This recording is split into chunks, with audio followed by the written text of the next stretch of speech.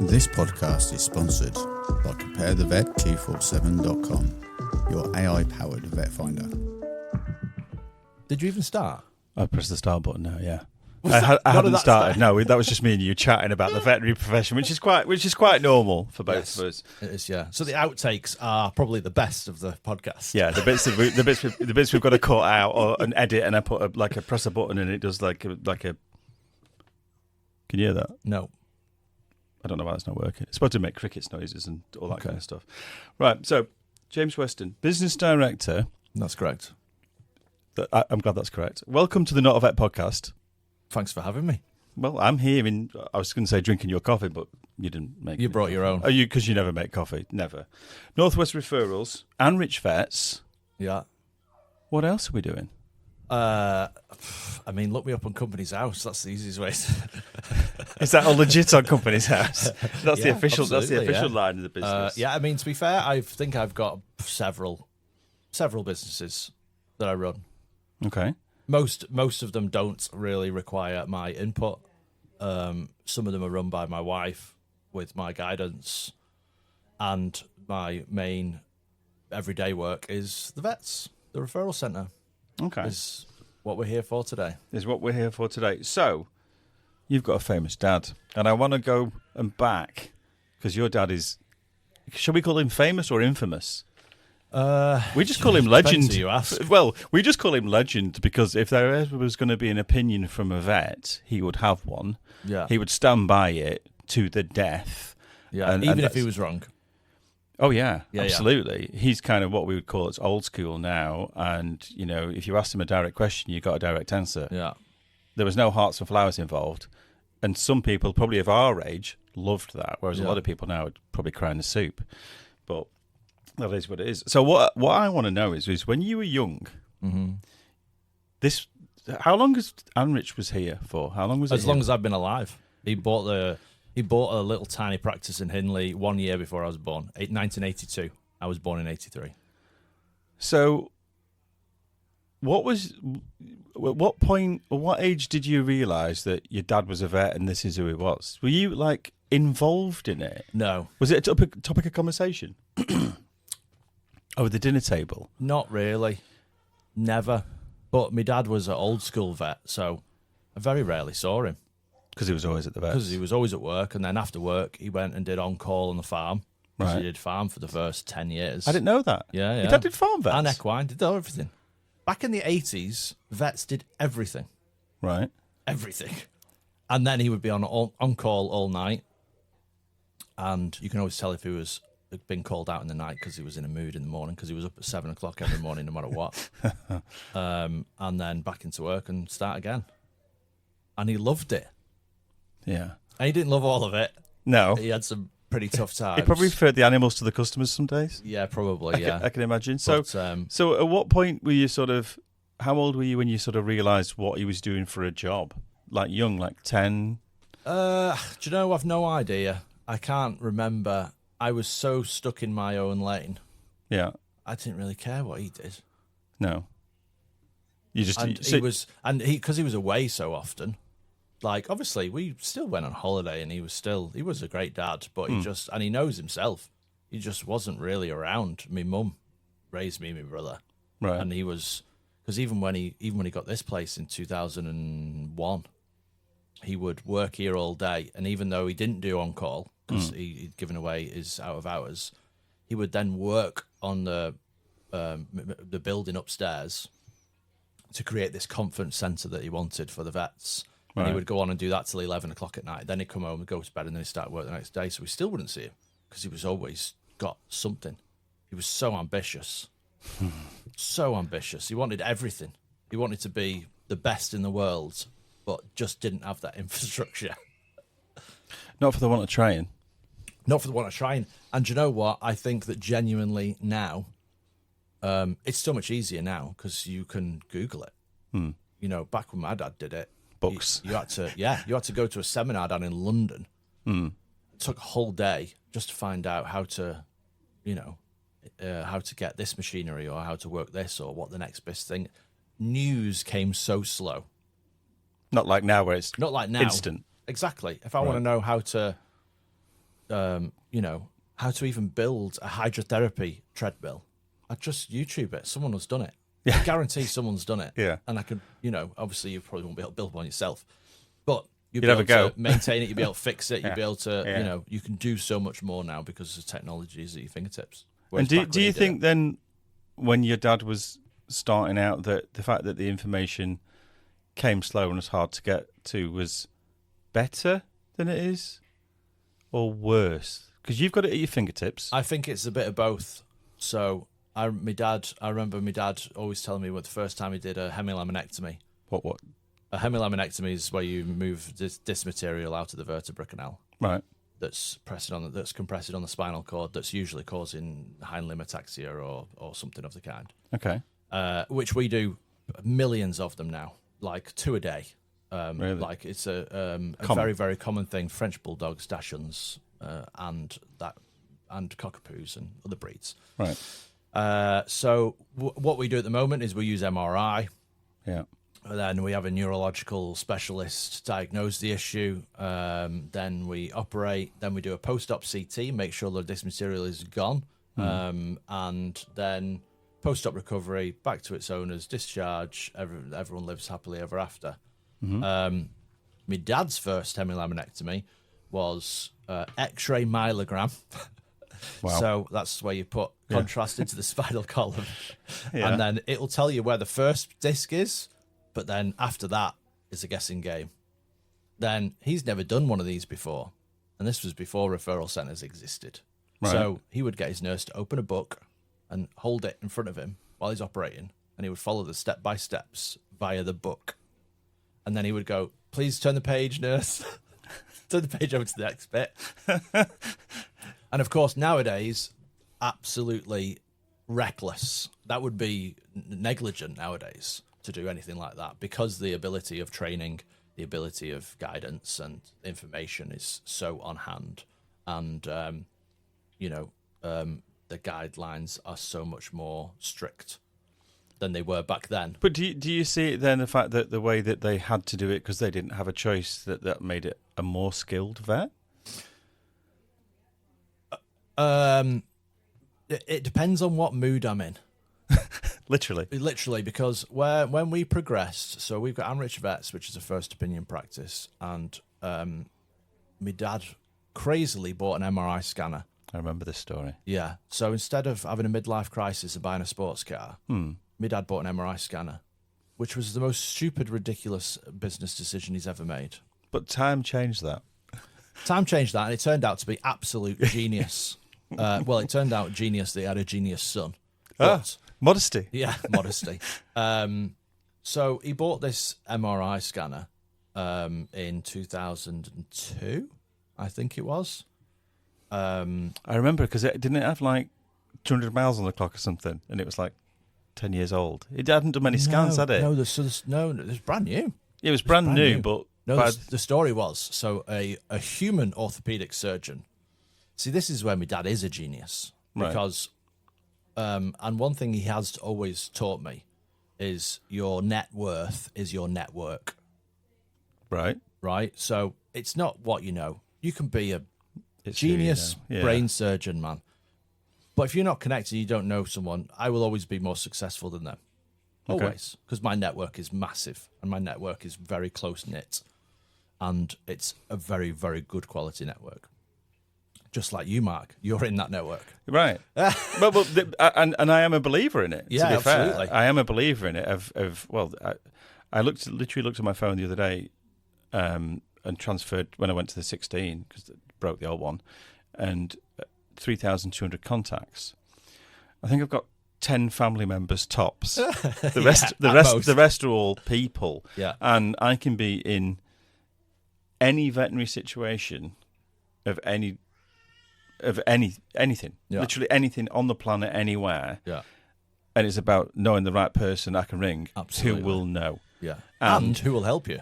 who will help you, because they know full well that I'll ask them for a favour. Favour for a favour. It sits in the bank, and it calls back. Absolutely. And that honesty, respect, looking after one another, it does make the world go round. It does, yeah. It Well, does. Anyway, when he buying this MRI scanner, his human orthopedic surgeon wanted a retirement plan. Right. So he bought my dad was looking at these scanners from Imatec, the Azote Azote Vet MR they are, and I think the purchase price was about 280 grand. That was including the cage. How long ago was fitting. this? This was 2001. So that was a lot of money. 2001. He used to love the technology, though. He was legendary for going to shows and buying things and writing checks. Absolutely. Big checks for big equipment. So anyway, he couldn't afford it. He couldn't afford it. It was a two vet first opinion practice. Right. And he wanted this MRI scan. It's mental, man.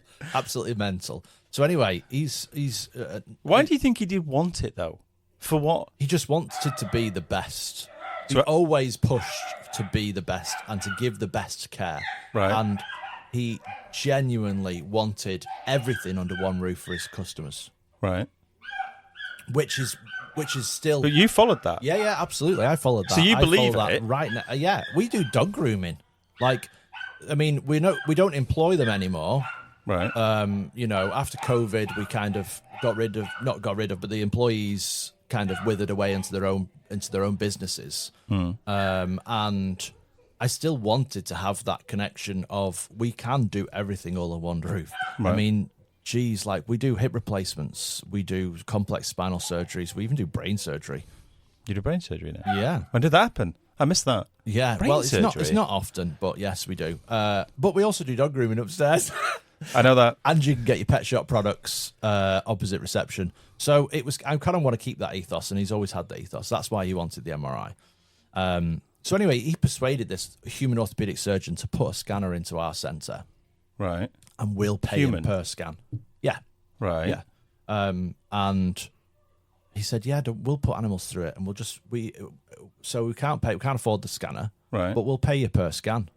Okay. So he's like, yeah, all right. Yeah, no worries. Because he thought, vets, minted. I'll get loads of money out of this. Retirement plan, sorted. What he didn't understand is the actual challenges of the veterinary profession and this ethos that vets are minted is completely fictional. Yeah. In most cases, it's much tougher. So anyway, he got this MRI scanner in, and lo and behold, like 4 patients a year. A year. Okay. Right. So he does this for 4 or 5 years. Right. And then I came in 2007. So I want to pause a sec with that Okay. when you came in 2007, because I need to tie in with the you part of the conversation, because what did you do prior to this? Exactly prior to this, Yep. I sold Renault Clios. That's a French car, you know that, don't you? I know. But it was the only person who would take me. So what, you work for Renault? You work for a I dealership? worked for Renault. Okay, so you I worked sold... for a dealership for a year or so. Right. So you did a year. How old were you then? I don't know, 2007. Okay. So I'm how 42 old? now. So are you 42 now? 42, yeah. Getting old. So at what year did you come into this? 2007? 2007, January 1st. How did you go from selling Renault Clios? I mean, anything's an upgrade from selling a Renault, but how did you go from selling Renault Clios to walking in to your dad's business? How did that... Was that your idea? Yes. Okay. Because I can imagine that at the time, your dad being the powerhouse that he is, was that difficult? Did you approach that conversation? Yeah. And where did the idea come from? So before I sold Renault Clios, I did run my own business, Right. modifying cars. Okay. So Did your dad like you doing that? do you know what? My dad liked me doing anything that made me happy. Right. Full stop. Okay. Which is one of his best attributes through the whole thing of me coming into the business and all the rest of it. Yeah. He didn't push me to be a vet. I mean, I'm thick as sin, to be honest. I would never pass any. I've only got 1 GCSE to my name. Right. So he never pushed me to do anything. He never wanted anything of me. He never wanted anything from me. He never pushed me towards the business. He never did. He doesn't really care in a positive way. Right. But what I did do, and then I said, I want to open a business. I want to start putting speakers in cars and all this. And he was like, yeah, no problem. Let me know how I can support you. support you. Right. Yeah. Mm-hmm. So so he did. So he lent me some money. He never gave me anything, my dad. And my dad's a tight get, to be honest. But he taught you the value of money. He taught me the value of money, absolutely. And also, he never gave me anything. Even my first car, he was like, "We're going to get your first car for your birthday, but you can't pay me back monthly." I know him, and this sounds so like him. And do you know what? It's the value of money. Yeah, absolutely. So he gave me the opportunity. He gave me a bit of budget to start this business. I started the business going, and it was really good. And I kind of did everything I could do. I won awards at Max Power shows. You're showing your age now, Max Power magazine. I know. One of my cars was on the cover of the magazine. My personal car was in the magazine. Wasn't that a Punto? Weren't you a My Punto? personal car you were was a Punto. Yeah, Fiat Punto it was, guy. Yeah. And I still love that era now. I still Same. I went to the you Max do. Power show earlier this year. I know. So I still love that. And I love the business side of it. But the getting the customers and all the rest of it, that was very challenging because the era was dying. And obviously, as we know, but a few years afterwards, there was no scene at all. Everywhere had closed down, and there was no real need for it. No, because you can buy a brand new Corsa on finance, for less than you can an old Punto. Yeah. So that's when I went working for Renault, and I mean, I was making amazing money. I reckon I was taking about $4,500 a month at Renault. Living the dream. Yeah, the dream. So now, because like happens with everybody, you've now got money, so you're now addicted to the money because of whatever you've got, whatever you spend. Yeah, I mean, to be honest. Did you save that money? Did you just... Oh, no. You're burning it? No. It's literally burning it? Yeah, pissed it up the wall. Excuse my language. It's fine. I was 20, 22, 23, out every weekend. Rockstar salary. But this is how I was a bit of a rebel when I was younger, but I wasn't rebel enough to take on my dad's business whilst I was still in that era. I got all that out of the way. Out your system. Out my system to know that if I'm going to do it, I'm going to wait. I'm not going to do it early. I'm not going to do it when I'm 19, 20. So what happened in the midst of then working at Renault, earning decent money? You left there to come here. Yeah. Was that a conscious choice? Yeah. I like running businesses and I love people. Right. And I've always been driven to be the best in the world. Right. This sounds familiar. Yeah, like this is Richard. Yeah, and I will never stop. Like even the position I'm in now, I'm in a very, very fortunate position. I'm the business is successful. I have success in other businesses as well, but I will never stop. The ambition is to be bigger. You will always be humbled by someone else. Always. Okay, that's a nice tagline. Always. You think you're great, and then all of a sudden you put yourself in a different circle. Yeah. And all of a sudden you're the bottom of the food chain. Really quick. Really quick. So at that point then, you decided to leave Renault and do this? Yes. Okay, Yeah. so you knocked on your dad's door. Yeah. Well, I was living with mum and dad at the time. Oh, you're still there? Yeah. Right, okay. Yeah, So yeah. you literally came home one day. I was still living at home, yeah. So I came home one day and went, "Hey, Dad, do you not fancy me working for you?" And he was like, as always, and fair play to him, yeah, whatever you want. And he's like, yeah, when do you want to start? And I was like, That was it? Yeah. Yeah, pretty much. And he was like, well, let me sort out some. So at the time, I didn't know this at the time. At the time, he was buying another practice. When you didn't know? And I didn't know because he's been so used to working on his own for so long. It was then very hard for him to share with me because he's not used to it. Yeah. And I was a nobody. Like I had never been in the profession. I'd run my own business, but not on this level. Yeah. So he made you earn it. I can imagine him making you earn it. Absolutely. And of course, I'm coming from $4,500 a month, and I'm like, Dad, what are you going to put me on? Wink, wink, wink. And he's going to put, I'll put you on minimum wage, lad. I was like, really? Yeah. Really? Yeah.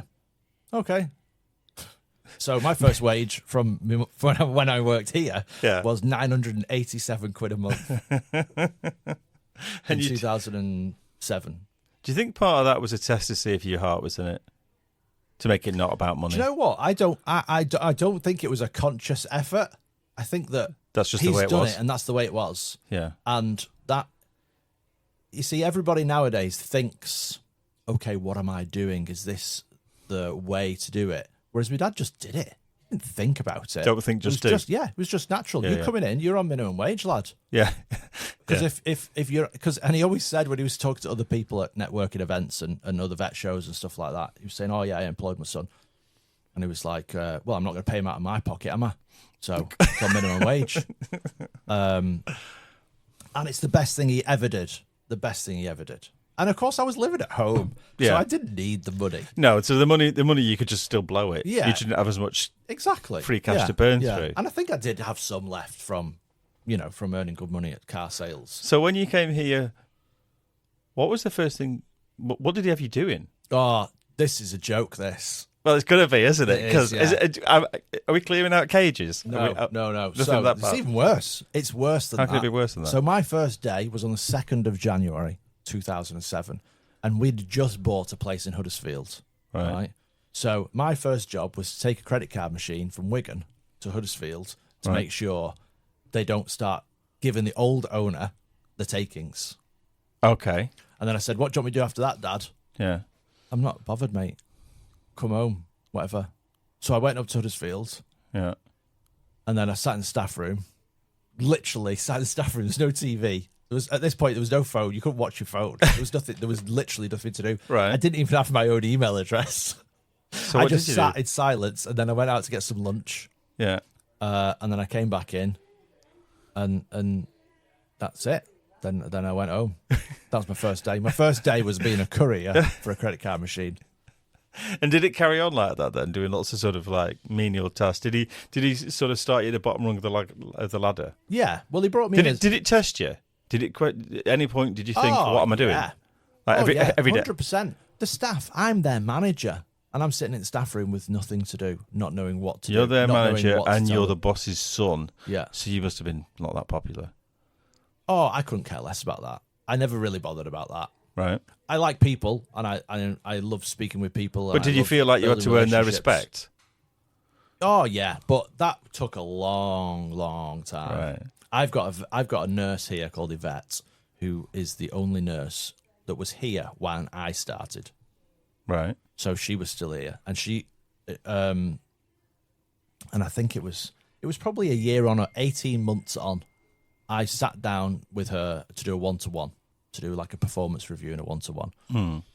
And she said to me, I can't remember the exact words, but she said something along the lines of, I think you're doing a great job and you're a big help around here. And that was the first time anybody, including me dad, had ever given me any sort of reassuring feedback, because none of the nurses respected me. I was young. Yeah, and you can understand that. Odd. You can understand that. And I'd come from selling cars to managing these people, to then making decisions, not clinical decisions, but decisions on finances, which would end up being clinical decisions. Yeah. Because do you put the dog to sleep? Do you operate on it? Well, there's a difference in finances in that situation. So you take each individual case as an individual. So. That was really tough. And then when I started, when the original staff started leaving and I started hiring the staff, then it got a little bit better. Because they were born out of you. Yeah, of course. And of course that was like a weekly basis, because my dad was like Hitler. So he would absolutely rinse staff in front of clients, in front of staff, in front of everybody. I've seen it. I've seen it. And they just walk out. Yeah. So then all of a sudden, I'm good cop. Right. So then everybody starts liking me because Richard is a nightmare. Yeah. Now, it's so funny because I still speak to all of his old staff. Some of them are reps. Some of them are still clients. And they love him dearly. I know. But they wouldn't work for him. I get that. Do you know what I mean? I get that. He had this reputation of being horrible. And he was horrible. And I give him what's what on a few times because he just can't speak to people like that. Do you conflict? No. Did you ever conflict Never. over it? Never. Even if you had a difference of opinion? Doesn't matter. Didn't conflict? Doesn't matter. It never conflicted, ever. We've disagreed. We've disagreed for sure. And what sure. do you do? Agree to disagree? Do you know what? Again, like, I feel like I'm giving my dad too much credit here, but after, like, say I was in the business for about 3 or 4 years, I was making active changes, big changes, moves. And he like, let you do that without question? No. Yeah. He had so much trust in me, which Do you think the trust? I Do you don't think the trust think- is warranted with your skill set, or is that just I trusting don't a family know. member? I was a lunatic, man. You was a lunatic, When I was a kid, man, I was a lunatic. right? Why would you trust your business with me? Is the way I think of it, but maybe that's my perception. Maybe his perception of me is different. But yeah, like I would really struggle. Like nowadays, Amanda, my hospital manager, Yeah. is utterly fabulous, and she basically runs this place. And I've noticed, because I've known, how long have we known each other now? 2015. Was no, it? earlier than that. Earlier than that. Because I've When noticed. did Lewis start dominating? 2014. Let's not go there. Let's not go there. Listen, he drives a Ferrari now. He's understanding the real world. He doesn't just have a winning car, he has a challenge. So I noticed at the point as well, because when we first met, and someone put a Vauxhall Corsa in the through the operating theatre. through the operating theatre, which was an interesting meeting. As you still had people with acro pops and bits of plastic in there, and half the wall missing, doing an op on a dog, which I just thought, well, this is for me, from a field engineering background, fix it no matter what the cost. And you were doing the same with in acro props holding the roof up, because pet care first, right? And this is where my network came into play. Well, how quickly was an X-ray machine delivered to our place? Was it next day? Was it same day? It was next day. Next day, yeah. The car crashed into the wall and knocked the X-ray over and smashed it to pieces on the floor. And we had a brand new X-ray machine that delivered next day. And to be fair, my insurance broker, who is also within my very close network, got it paid for that day, which is unbelievable. I don't recall the actual payment side of it. I mean, to me, for the way I've looked at it, is I've always been an animal lover, borderline neurotic about it. I know that. You know that. You know that very well. Yeah, there's no one more important than my dog, than Enzo, and the truth of it is as much as and my team's the same, and I'm not going to mention who I work for, by the way. That's separate, but the people that I work with have the same passion for animals and will do whatever it takes. So our business is also our passion. Mm-hmm. And when I came here and saw your building missing with a Vauxhall Corsa or whatever it was stuck through the wall, it was a case of, and your team working on an animal, to me, it is 50-50, 50% about the network and 50% about the animal. Yeah. Because you can't work. And when you walk through a reception in any vets, which I've done for the last 25 years, and you see pets and owners, you can't unsee that. No. You can't unsee that. And I remember in the sort of years that went by of coming here, when your dad was still walking around, because your dad had like a presence in a room. And from an outsider, I remember looking and thinking, you were quite chatty, this, that, and the other. And so he walked in, and the whole sort of room, I don't know, it's kind of respect, borderline fear. And I remember that's accurate. He always had his phone on his his hip. Clip. That clip my thing. God. Yeah, I remember that quite. Like Alan Partridge. And I thought, is that cool or is that geeky? I might get one of them. I could never remember. But I remember. Just bear in mind, Dwight out of The Office has the same clip. I've never watched The Office. Have you not? Oh my God. I've never seen The Office. But I do remember him with a vet nurse saying something to him. And I can't remember what she said. But even I thought, are you really asking that? And I'm not a vet or a nurse or clinical whatsoever. And in my head, I went, that's a stupid thing to ask.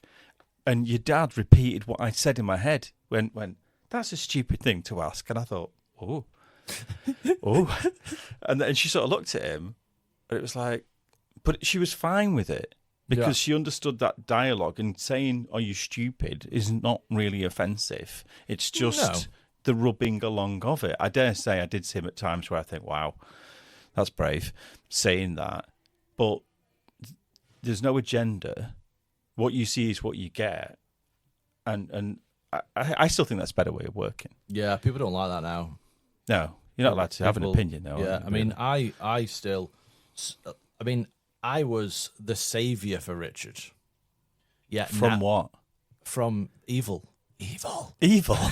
What's From evil? the staff point of view, they didn't want Richard to deal with them No. because he would blow like in the middle of evening surgery. It's fair that I agree with that. Like he used to blow up in the middle of evening surgery and rinse a receptionist in front of the client and then walk Really? away. And that receptionist has then got to gather her emotions and deal with that client whilst looking like tiny. But when you say blow, was it warranted? Well, I mean, you're saying the level of response wasn't warranted, It probably- obviously, but was he right? It was the delivery that was wrong. Do you think? I reckon 70% of the time he was right. Okay. 30% of the time he was completely unreasonable and even proving. Is it because he had such high standards though? Because that's the way I saw yeah. it. I saw his standards were so high. This is what people didn't see. People didn't see that he did it because he breathed this. He's dedicated his entire life to the veterinary profession. Like, he has cried, he's bled, he's done everything for this profession. And when people think he's just evil, is when you reflect on it, is really, really bad. Because he only ever shouted at people. He only ever was cross with people or embarrassed them or whatever because he wanted it to be perfect. He wanted the customer experience to be perfect. He wanted the patient care to be top notch. He wanted everything so well done that he would scream and shout if it wasn't done right.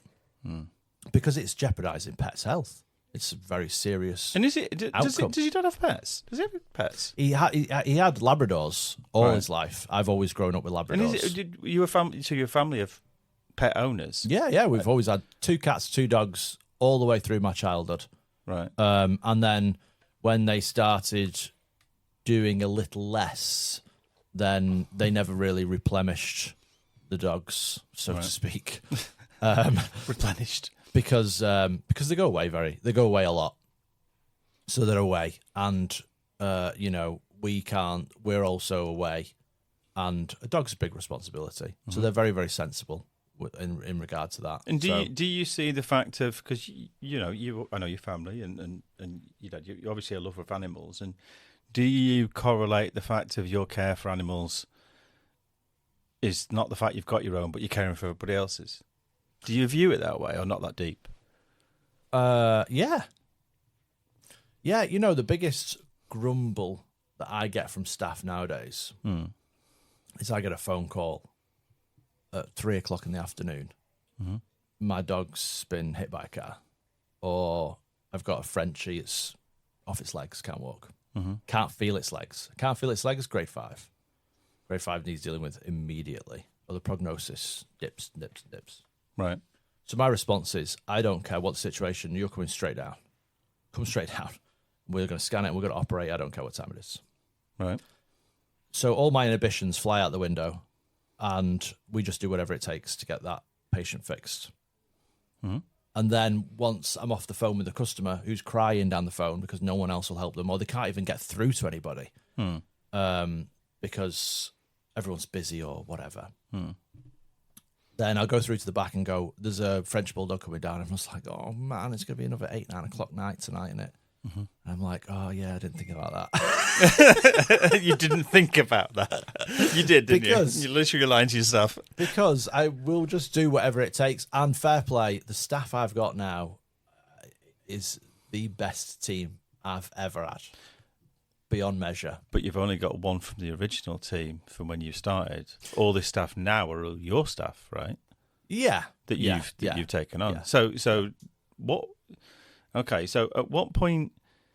Because you got the business as Anrich, but then obviously you've built another arm to the business. Yes. Is it fair to say that North West Referrals is a bigger business than Anrich? Yes, it is. Yeah. Okay.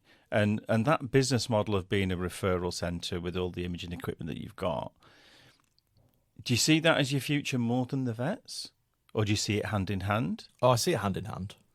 Okay. So I'll always, Where did that idea come from? do you know what that idea come from? That Of idea, doing the referral of side. doing the of it. referral side. Yeah, So yeah. that idea came from of this is the reason why me dad and some vets are not good at running businesses. Are you saying vets aren't good at running businesses? No, that's not what I've said. I said some, just so I don't get in loads of trouble. You're going to get in trouble. I'm going to edit it. Because they are so busy, man. Like, my dad used to do 12-hour days, and not a second of that was any admin. Not a second of that was any advertising. Right. Not a second of So, that was so you do this anything completely else. differently now. I do this completely different. You're not a vet. No one can ask me to go and do a consult because the vet's called in sick.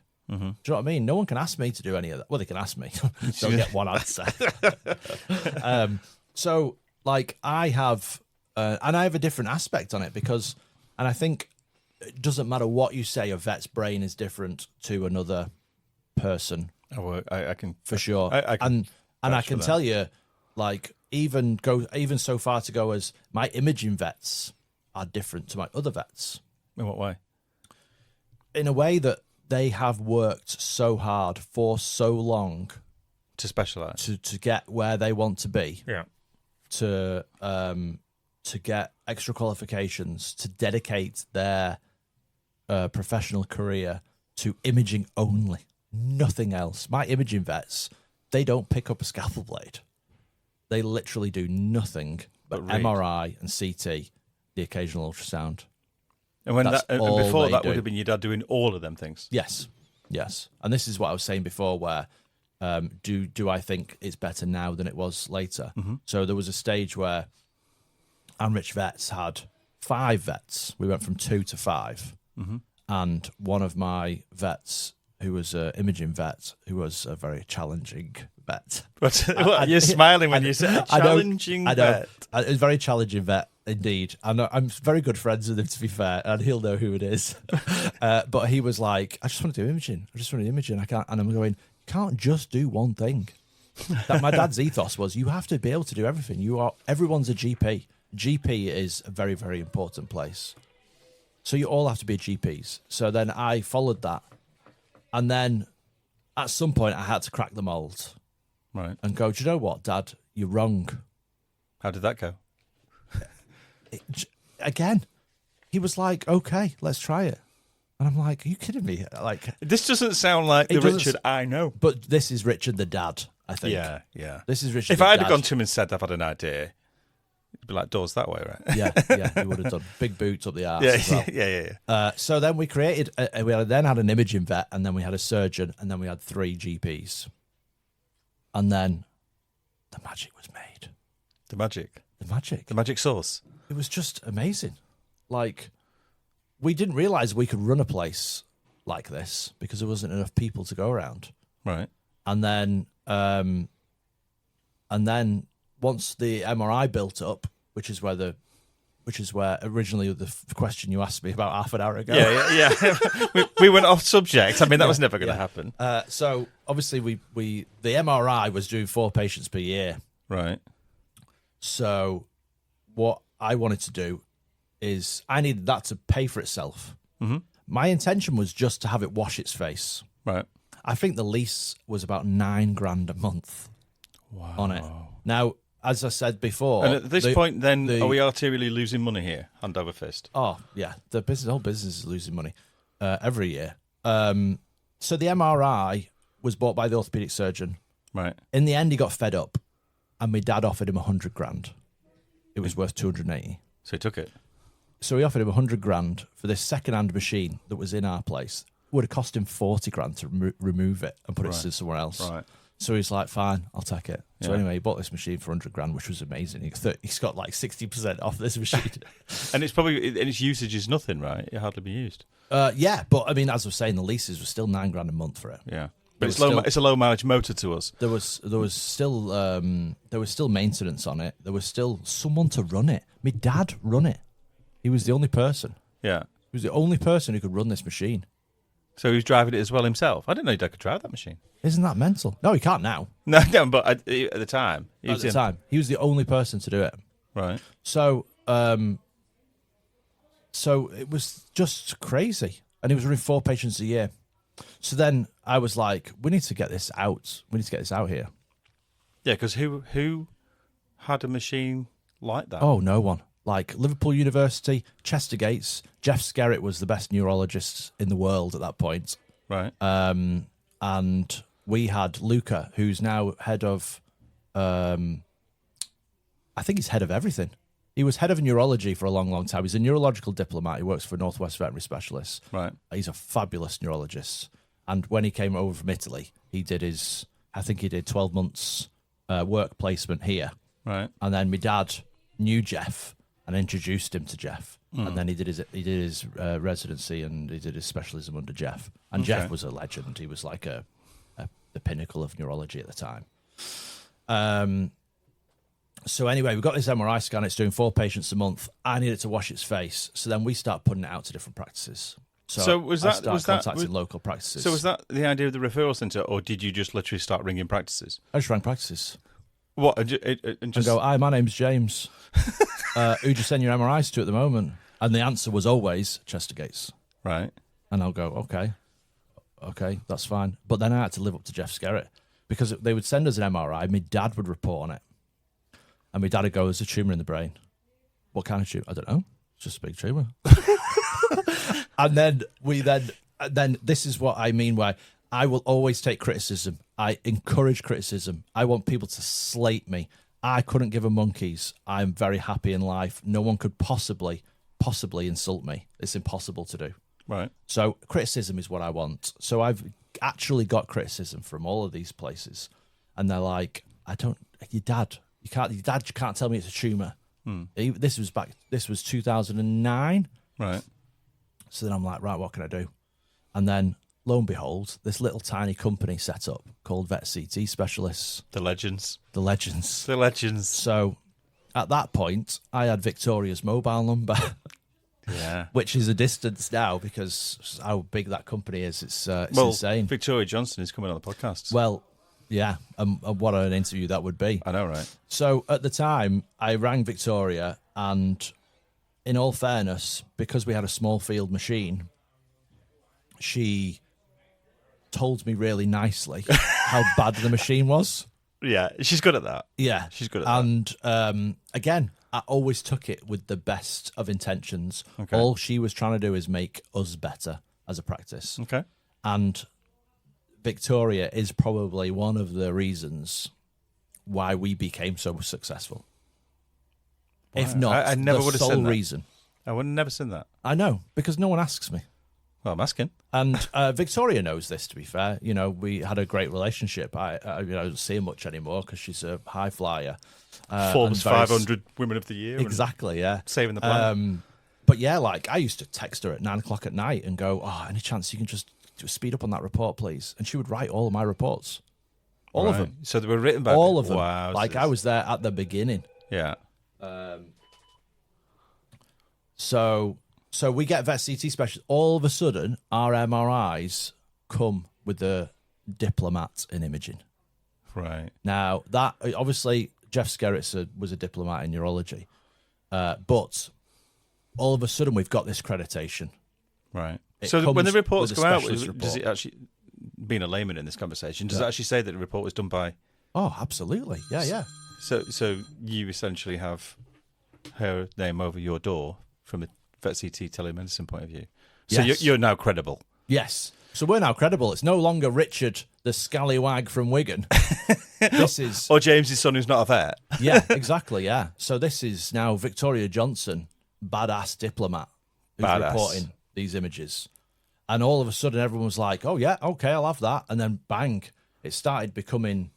People started talking about us. Right. And then I started getting more and more people wanting to use us. And then that developed over years. So we went from 4 a year to 4 a month to 4 a week to 4 a day. And then when MRI was full, we got CT. Because it's the next step from It's the the imaging next point of view. And then when we got CT, we can't have these two things without proper surgeons. like proper. So accredited you went from surgeons. telemedicine, you built the business, you bought more imaging equipment, Yeah. and then you sort of start going to have the talent here in the building. Yes. Yeah. How many years did that take? So I started working with Victoria in 2008, and I bought the CT scanner in 2017. Right. So, and then I added a surgeon in 2017 as well, a proper like an advanced practitioner in orthopedics and neuro, and can do everything pretty much. So this is the success story of your dad, the old school ways, taking over a vet not running the business, a business person running the business. Because you are cert. What's your qualification that you did? I am cert PMA, so practice management and administration. Okay. Although I am going to be the first non-clinical post-grad certificate holder in the country. Certificate holder? Yeah. How In imaging. how can that be? Network. Network. It's not what you know. Now, bear in mind, I say network. Listen, it's a very, very restricted certificate that only nurses are allowed to do. And someone in training, veterinary training. Right. So you have to be clinical to do them. Okay. I want to do them. Right. So this is imaging. I've been doing imaging for 2 decades. I know more about CT, MRI than lots and lots of people. And I wanted to do it. But I had to then go in front of the board, the examining board, and explain why I'm allowed to do this qualification.